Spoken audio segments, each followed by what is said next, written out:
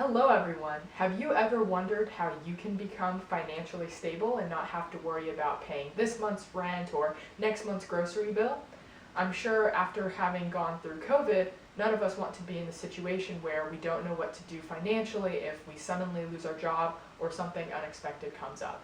So in this video, I want to share the 3 first steps that you should take to ensure a financially stable future, and it's never too late to start or too early. So this video is for anybody who's, a teen, under 18, not even a teen, to even those who already had, maybe their first several jobs, have a career, but, at the end of the day, go to their savings account or bank account and still don't know what to do to pay next month's bills or just treat yourself to something when you see something you want, right?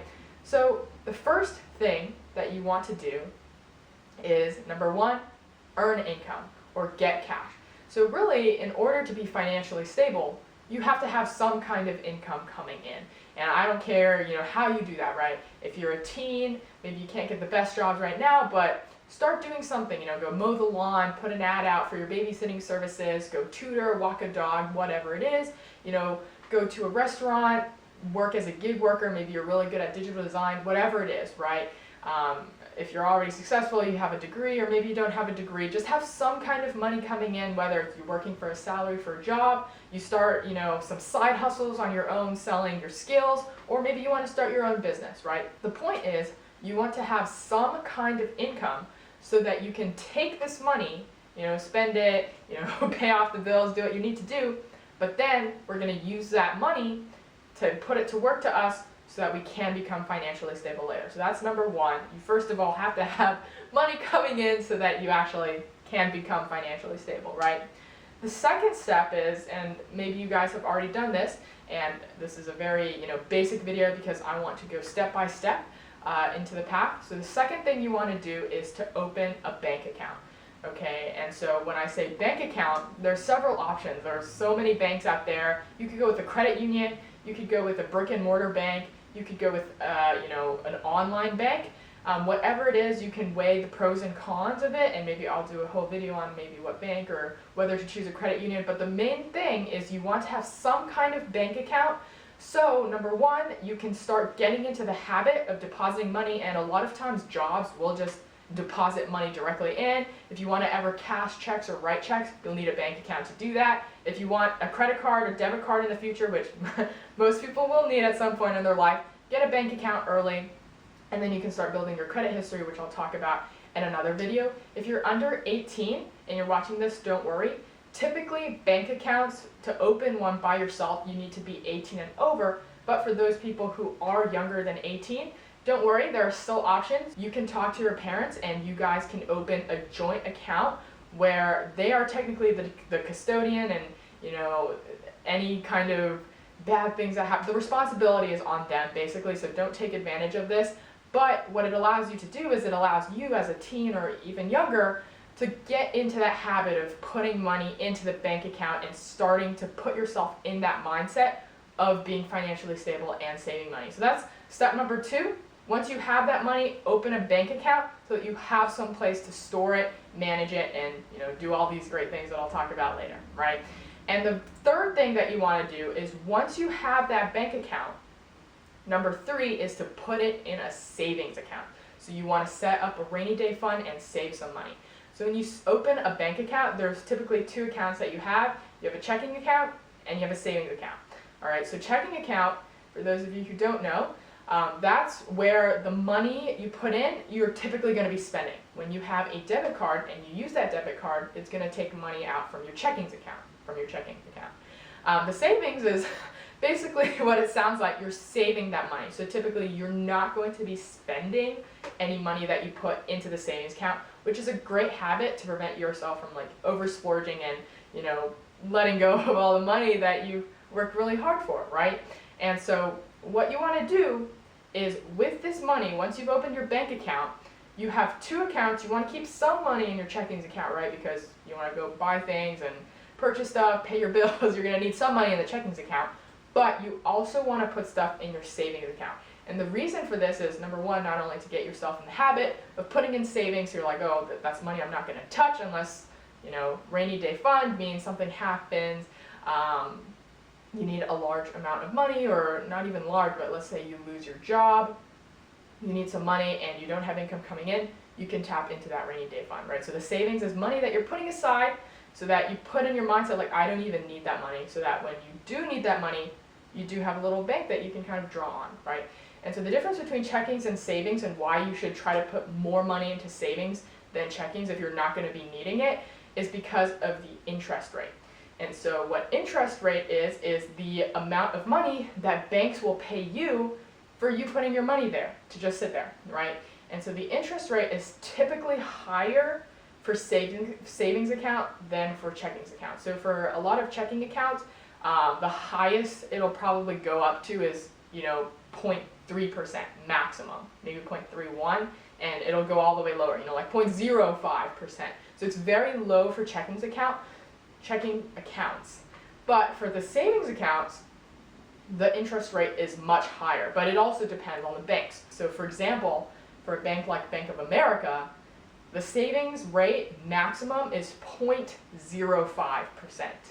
0.05%. So to figure out how much money you're going to be getting in interest, let's say you have 100, you're going to be multiplying 100 times 0.0005 to get how much. And that's the maximum. That's like if you're platinum rewards person. It's typically 0.01 or even lower, right? On the other end, you might have some bank like Capital One with their 360 performance savings. In that kind of bank account, their savings account will give you 0.4%, right? So 0.05 compared to 0.4. So that's a huge gap, and that might, waver your decision in which bank you want to go with. Some banks will go up to 0.6%. The highest I've seen is around 0.66, I think. The main point is that savings accounts pay more interest than checkings account for the same amount of money that you're putting in. So why not put it in savings, right? So again, checking accounts will maximum go up to like 0.3%. Savings will go anywhere from not zero, but like 0.01 from Bank of America all the way up to 0.6. So it's a much higher range that you're getting with the savings account, all right? And so the reason that we're putting it into a savings account is because, like its name suggests, we're saving it. We're not spending it, right? So when we put it into that savings account, we're putting ourselves in the mindset that we're not going to touch that money, right? So any money that you put into the savings account, you should be able to live without. And so just as an example, let's say you make $5,000 in a month by, doing your job, maybe, doing some gigs, maybe you walk a dog and make $5,000 because you're a power walker, who knows. But let's say you make $5,000, and then let's say expenses-wise, electricity, rent, groceries, insurance, whatever you need to pay for, costs around $3,000 a month. And I'm just making these numbers up for demonstration purposes, right? But let's say you need to spend $3,000 to live out of that $5,000, right? So what you need to do is, of this money that you've earned, you need to save a portion of it, right? And so let's say I want to save 20% of my income. So 20% of 5,000 is 1,000. So I would put that $1,000 into my savings account, and then I have $1,000 from that 5,000 to do whatever I want with it, right? So I could increase my savings rate and put more into my savings account, or maybe I want to, reward myself. Maybe it's my birthday, whatever. Something happens, you have that 1,000 that you could either put into your savings account or do whatever you want with it, put it in your checkings, whatever, right? And the savings rate is really for you to decide how much you are comfortable with, and how much you earn currently to put in, right? So like if you earn $1,000, you don't want to put $1,000 all into your savings, right? Typically, unless you're living with your parents and you have a lot of expenses taken care of, right? And so that is going to vary depending on you. Let's say I want to only save 10%, which is totally fine. I would say 500 instead of 1,000, and then I could do something else with the other 1,500, like maybe invest or something else, which I'll talk about in a later video. The point though is, once you've made your income and paid whatever you need to pay, the crucial thing to becoming financially stable that a lot of people don't do is you need to save some portion of it. And the first step, because this is a beginning video, the first step is to put it into a savings account. Later we can go into investing and get a little bit more advanced on how you can grow your wealth, but to become stable first, you need to put it in a savings account. And the key here is you're saving that for a rainy day fund. And what a rainy day fund is, let's say something happens unexpectedly, like COVID, right? COVID, let's say you lose your job, you have medical expenses, hurricane season was really bad, maybe a tree gets into your roof and you have to pay that off. Whatever happens, you're in a bad financial situation, you've lost your job, you can lean on that rainy day fund so that you can still pay off your expenses, pay off rent, pay off electricity, utilities, everything, while getting back on your feet to find that next job, right? And so typically people recommend that you save minimum 3 to 6 months worth in your rainy day fund. So for example, let's say, I'm earning $5,000 right now, but my expenses are $3,000. It takes me $3,000 to live, food, everything included.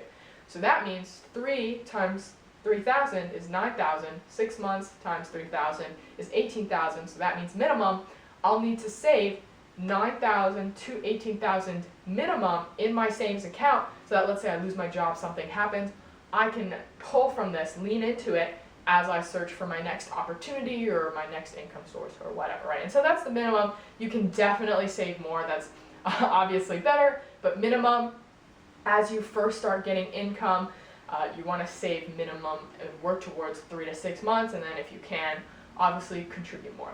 And so hopefully this is helpful. This is a very beginner friendly, very early in the steps. So these are just the first 3 steps to get financially stable.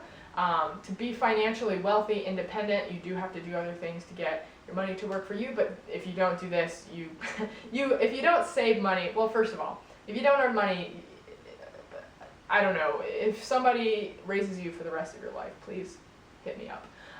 But you definitely need to have some income source, number 1. Number 2, bank accounts. You're going to need them from something, cashing checks, investing, banks will do investing, credit cards, loans, whatever it is. You will need a bank account at some point in your life. And then saving, that is how you are going to separate yourself from so many other people out there, because people don't save. They'll earn the money and then they'll spend all of it. And that's not how you're going to get into a financially stable life, because you don't have anything to lean on. When anything out of the ordinary happens, you're not going to know what to do, right? And so that is why we save that money.